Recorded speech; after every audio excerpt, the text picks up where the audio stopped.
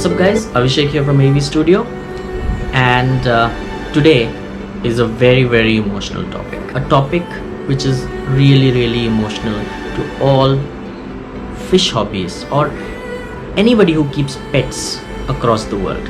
So today we are going to talk about the fact that even though we do everything possible to take care of our pets, of our Arowanas, like keeping good water, giving the right kind of medication, good diet, and all of the things that I spoke to you about in all my previous videos of how to take care of your Arowanas. But we can never avoid the inevitable. Whoever is born has to die. This is a universal fact, even for us human beings.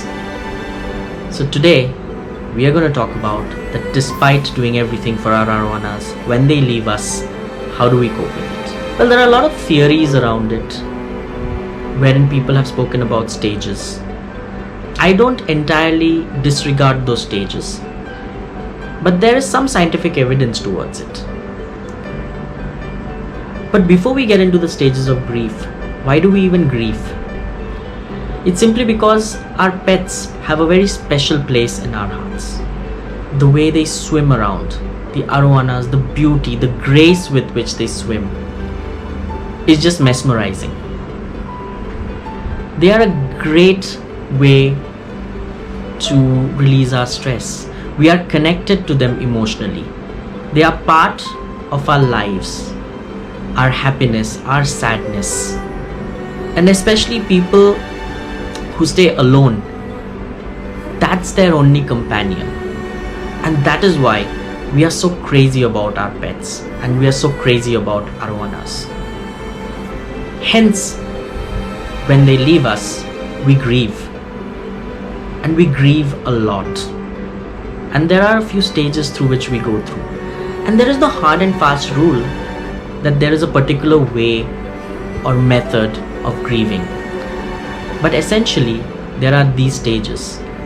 The first being denial. I remember when I lost my Arowana, the first thought that came to my mind is it's not possible. He's probably just sleeping. He's gonna just wake up and start swimming again. It is impossible to accept the fact that your beautiful Arowana that you have got with so much joy, so much excitement, and with whom you have connected so much is gone. After the denial stage is guilt. I think at some point of time all of us feel guilty about losing our pets. It could be because we blame ourselves saying, maybe if we didn't give this medication, or maybe if we gave this medication, should I have spoken to someone else? Should I have reached out to someone more senior? Why didn't I do this? Why didn't I do that? So that guilt does take over. And eventually it transforms into anger, where you are angry with yourself for not being able to do much for your beloved pet. And then that is exactly how I was feeling when I lost my Arowana. A feeling of guilt followed by a feeling of anger. Should I have put enough medication? Did I not do the right thing by being conservative in not medicating my fish enough? Or did I speak to enough people?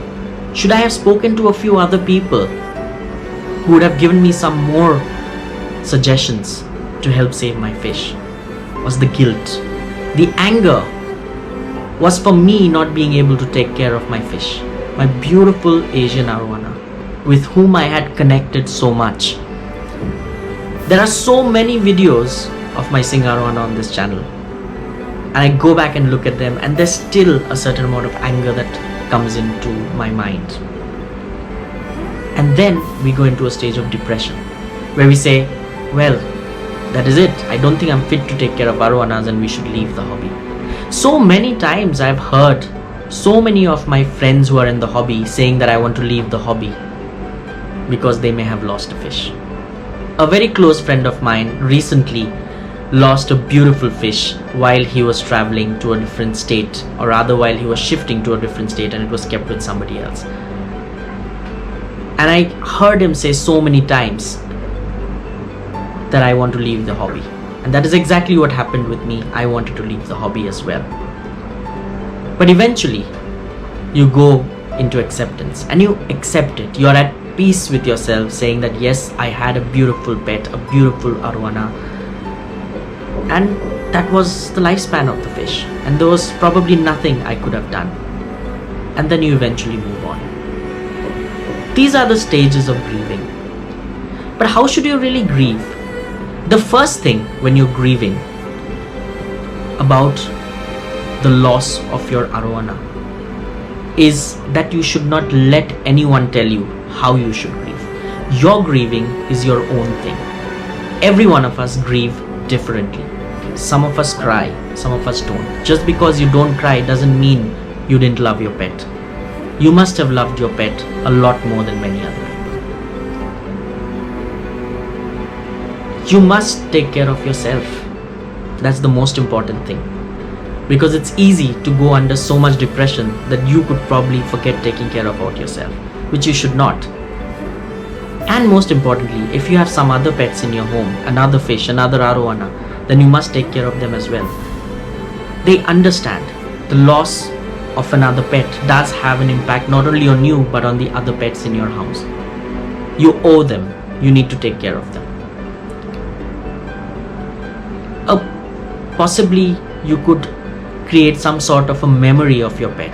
I can't do much because I'm living in a city, but what I could do is at least have all his videos on YouTube, and I can always go back and have a look at them. Maybe make an album of the photos, or make a slideshow of the videos or photos, or keep that with you. That I'm sure will make you feel good. Grieving a pet that you have lost is something that eventually, slowly will reduce. You will have your highs and your lows. The lows initially will be deeper and longer, but eventually they will relax, they will reduce. But if there is a memory, an anniversary that comes, you will always be grieved about your pet. Recently in the month of May was the day, 5th of May to be precise, when I had got my Singh Arowana last year, and it did grieve me once again when I recall that this was the day I was so excited when Khwaja got me the fish. But he's no more. Another very important aspect of grieving about pets is that a lot of people who don't keep pets, and a lot of people who don't keep arowanas or fish, will not really be able to understand the grief of a pet. They would always wonder, why grieve so much about a pet fish? Never mind. They have not kept it. They will not know it. You know what you're grieving. And it's your grief. You need to go through it.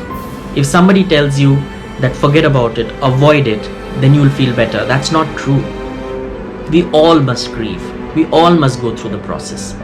There's obviously a big debate that is always there, and I was talking to a very close friend of mine, Trinity Gonzalez, the other day. And he said one of the ways of grieving for your pet is to replace your pet, or you replace your arowana with another arowana immediately.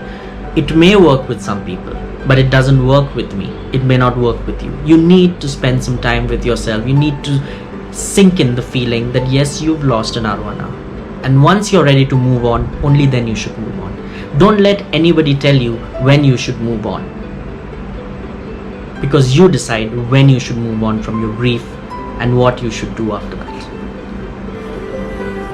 It is really, really heartbreaking. If not all of us, most of us at some point of time in our hobby, in our arowana keeping hobby, have lost a fish. And it is heartbreaking. You must have seen Joey Mullen, king of DIY, lost Buddy, his most cherished Asian arowana. It's all part of the hobby. We got to take it in our stride, but at the same time, we must grieve. We must pay them tribute, because we were connected to them. We are connected to them, and that's what we are passionate about. It is not some formula that I'm giving you guys. Like I said, everyone grieves differently, but this is what I did. And maybe you guys grieve differently. Tell me in the comment section, did you lose a fish? Did you lose your arowana? How did you grieve? I'm not forcing you to do it. It's not an easy thing to do. Only if you're comfortable, put it in the comment section so that everybody can read, because that's one of the ways to reduce grief as well. Somewhere in some part of the world, somebody may have lost a pet today, and when they get connected to people like us who have lost an arowana at some point of time in the hobby, it's always a good feeling, because that's one of the ways to grieve as well, where you connect with people who may have lost an arowana in the past. Well, so that was a bit of a spiel, a bit of a rant about what happens or how do we grieve when we lose our beloved arowanas. Let me know how you liked this video. It was told by someone called Kusarga, if I'm not wrong. I don't know if I'm pronouncing your name right or not. I'm going to put your name at the bottom just in case I got your name wrong. And it's a lovely topic. I immediately responded to him saying I would love to do a video on this topic. And thank you so much for telling me about this topic. I think it's really, really heart touching. Well, that was about the topic for today. Let me know if you liked this video. Then go ahead and hit the like button. And if you haven't subscribed to my channel already, then please go ahead and subscribe and hit that bell icon so you don't miss out on the next few episodes. So that's about it for today's video. Thank you so much for watching. Till I come back in the next one. Peace.